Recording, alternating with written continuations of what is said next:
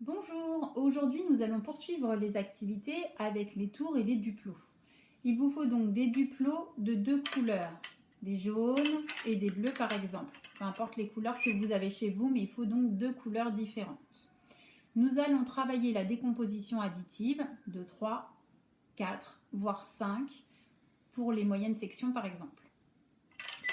Donc nous demandons dans un premier temps à l'enfant de construire une tour haute de 3 duplos d'une seule et même couleur. Je prends donc mes 3 duplos devant moi, je les recompte, 1, 2, 3, et je construis ma tour. Si votre enfant a des difficultés pour construire sa tour, vous pouvez lui rappeler qu'elle doit être aussi haute que le premier petit bonhomme que nous avions fait la dernière fois, comparé, et donc là, il sera assuré de la bonne hauteur de sa tour et du nombre de duplos. Une fois que cela est fait, vous pouvez prendre une feuille, dessiner cette petite tour avec les 3 duplos, les colorier en jaune et lui demander de combien de duplos est composée sa tour. 1, 2, 3. À côté de la petite tour dessinée, vous pouvez donc dessiner 3 petits points jaunes. Dans un deuxième temps, vous lui laissez un duplo jaune et vous lui demandez de compléter sa tour de 3 duplos avec une autre couleur, en l'occurrence le bleu. Il va donc devoir aller chercher autant de duplos que nécessaire. Donc 1, 2, 3. Je me retrouve donc avec 3 duplos pour faire une tour de 3 duplos.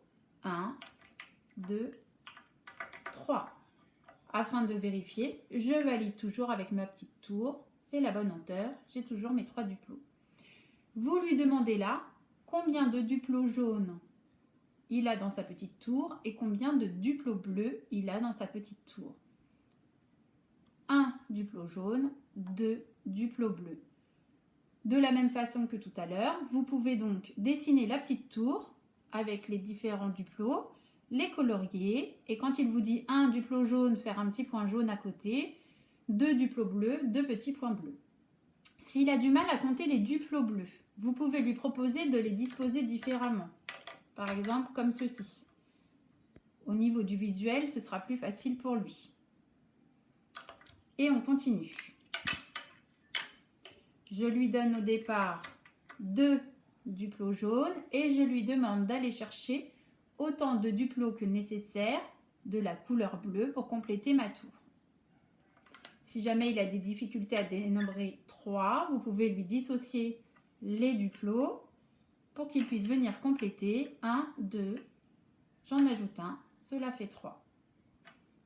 Même principe, il construit sa petite tour de cette façon-là ou de celle-ci, peu importe. Contrôle que la tour est bien haute de 3 duplos, puisqu'on l'avait défini dans les séances précédentes. Et là, de la même façon, il compte, j'ai 2 duplos jaunes et un duplo bleu.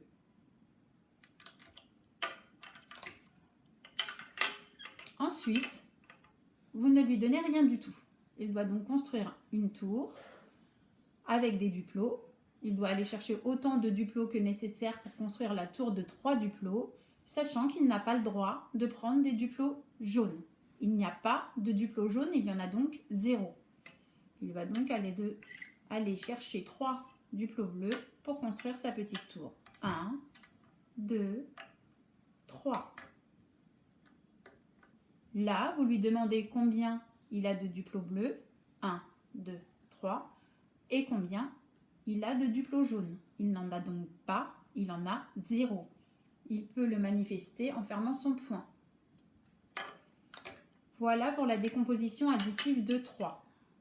Si jamais vous trouvez que cet exercice est trop facile pour votre enfant, vous pouvez lui demander de compléter jusqu'à 4 ou jusqu'à 5.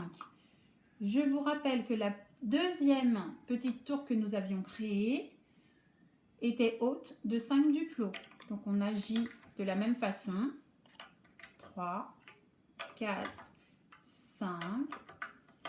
Et la tour bonhomme lui permettra de contrôler la hauteur de sa tour pour voir s'il s'est ou non trompé en cas de difficulté. Voilà. Prenez le temps de le faire vraiment avec 3, que ce soit bien acquis avec 3 avant de passer à 4, puis avant de passer à 5. Allez les enfants, au travail, c'est à vous. À bientôt.